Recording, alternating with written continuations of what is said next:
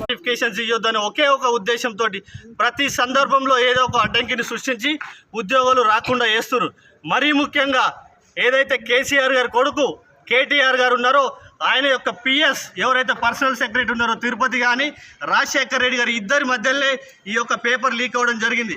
తన యొక్క కార్యాలయం నుండి జరిగినటువంటి ఈ లీకేజీకి కేటీఆర్ గారు పూర్తిగా బాధ్యత తీసుకొని రాజీనామా చేస్తూ అదేవిధంగా ఈ రాష్ట్రంలో ఉన్నటువంటి